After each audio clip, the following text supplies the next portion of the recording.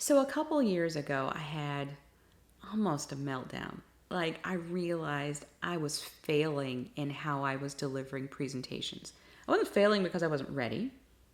My presentation looked great. I knew my stuff. I knew what I needed to say. I looked the part. I was failing because what I was saying wasn't really being heard by my audience. And so it was hard for me. I was a professional educator. I realized I was going about it the wrong way. And what led to my realization is when I started studying neuroscience to understand how the brain is wired to pay attention, learn, and remember what information it is exposed to. I realized I was going about it the wrong way. So I'm going to share a clip from a course that I deliver called Mesmerize, How to Design and Deliver Brain-Friendly Presentations. These tips work. Make sure you're paying attention, and I guarantee you they will help you start mesmerizing your own audiences. And I had no idea that my messages weren't being actually paid attention to because my audiences look like this. Nerve inside their brains were actually doing this. What I discovered when I started studying neuroscience to understand how the brain is really wired to learn and pay attention, I realized I was going about the wrong way. And it wasn't because my presentations didn't look good. I had my best presenter suit on. I was ready. I was confident. I just wasn't delivering information away where people's brains could actually pay attention to and remember. I was going about it the same old status quo, tired, lectured-based way. Well, guess what? That doesn't work. I want to tell you about some of the tips and tricks that I have learned through my studies and my career as a professional speaker. And so I'm going to share some insights into a course I offer called Mesmerize, How to Design and Deliver Brain-Friendly Presentations. First, I want to tell you about one of my bosses. So not too long ago, I had a boss. This is Scott. He is delivering his annual big presentation he has to give to the sales team. He's ready. I mean, Scott is wearing his best suit, his confidence tie. He's got his power socks on. He knows his presentation. He has 30 minutes of content to deliver. And his audience loves him. But he's still going to lose his audience's attention despite all those great factors. The question for you is, how much time does he have before he loses his audience's attention? What do you think? Write down your answer on a piece of paper. Is it 90 seconds, 3 minutes, 7 minutes, or 10 minutes? Let's find out. The answer? 10 minutes. Why? Why is it 10 minutes? What happens at that 10-minute mark? We get distracted. Our brains start thinking of something else. We're just sophisticated cave people. Like, to be honest, our brains have not evolved that much since we were hanging out in caves. And so your brain is constantly scanning the environment for these factors. Will it eat me? Can I eat it? Will it mate with me? Can I mate with it? Or have I seen it before? Your brain is constantly looking for opportunities to survive or pass on its genes. And so think about it. Our ancestors that didn't remember threatening experiences thoroughly or acquire food adequately, they wouldn't live long enough to pass along their genes. So that's why our brain is exquisitely tuned to the opportunities for survival and reproduction. Our brains will give us permission to focus on something other than scanning the environment for those factors. But for how long? 10 minutes at a time. Nobody really knows why it's 10 minutes, but it's 10 minutes. If you're Scott, you have a 30-minute presentation to give. Here's what you do. You chunk your presentation down into 10-minute segments, and you anchor each segment with a hook that'll trigger emotion and connect those two segments together. The hook may be a story, a context-telling story. Remember my story about my boss and the story about my moment when I realized I was going about it the wrong way? Those were stories. They were intentionally built into it to serve as a hook. So here's another question. How many words should you use per slide? Title plus 3 bullets, title plus 5 bullets, 140 characters, or no words? What do you think? The answer is no more than a tweet's worth, supported by a really relevant graphic. And if you do that, it increases the likelihood that people will remember what you say by 55%. That's a huge percentage.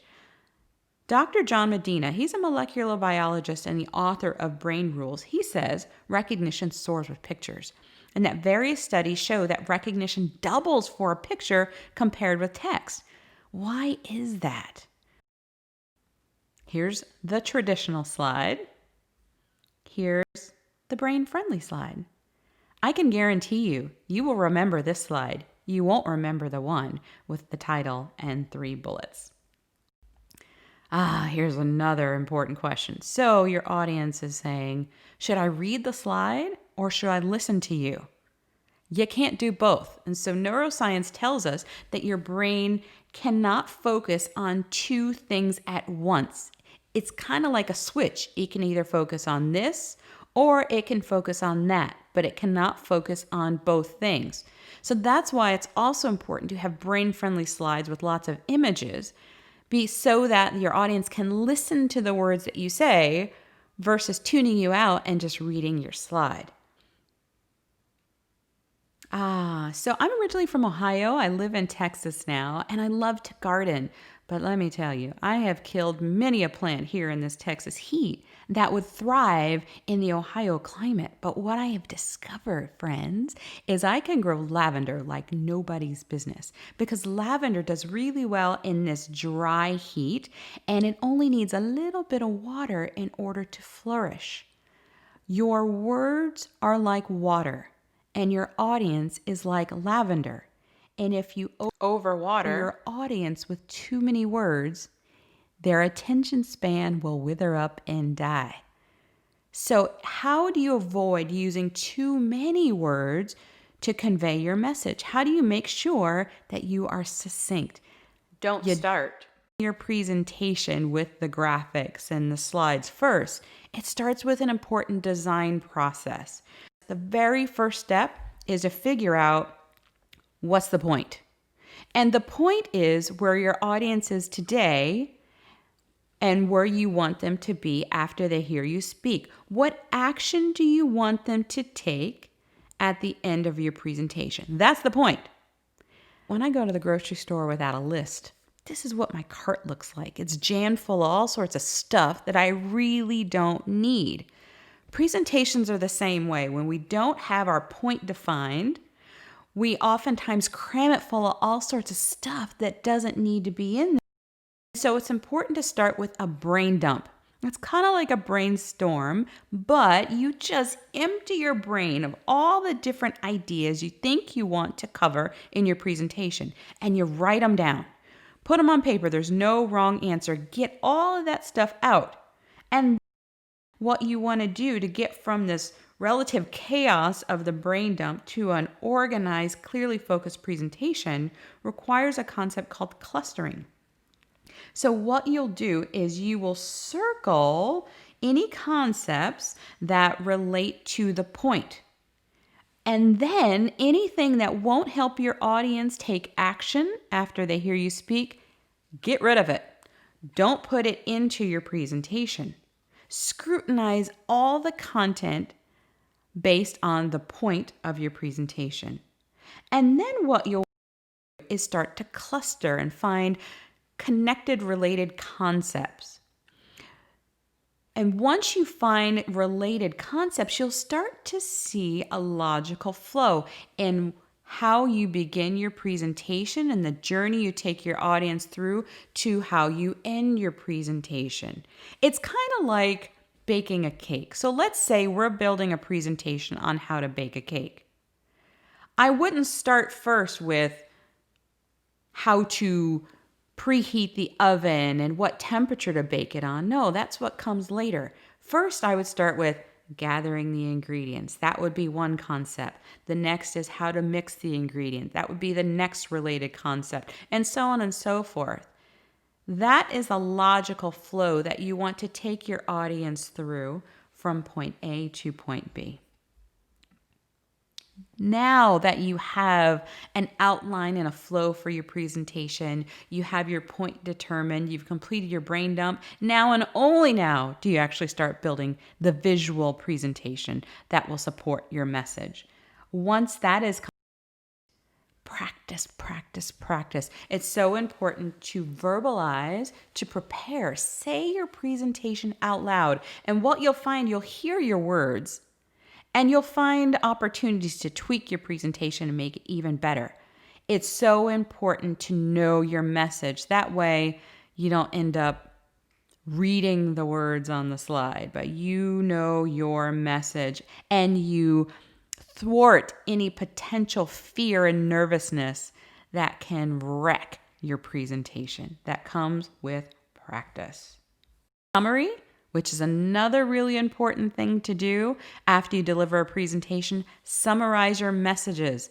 That is what will burn these concepts in the brains of your audience. How much time do you have before you lose your audience's attention? 10 minutes. Have 30 minutes of information to share. What do? You break it down into chunks, into 10-minute chunks. Tell stories to set the context for the next segment, and so on and so forth. Build slides with no more than a tweet's worth of words, coupled with really relevant imagery that will increase the likelihood that your audience will remember what you say by 55%. Remember, your words are like water. Your audience is like lavender. Overwater your audience or their attention span will die. Presentations start with a good design process. First, with knowing what's the point. What action do you want your audience to take? Don't cram a bunch of stuff into your presentation that doesn't need to be there. Do a brain dump first and then cluster your ideas by related concepts, then to determine a logical sequence and flow. Then and only then do you build the visual presentation. Practice, practice, practice to get rid of the nerves that could wreck your presentation. And thank you so much for listening and tuning in to Mesmerize. I wish you the best in delivering brain-friendly presentations that mesmerize your own audiences.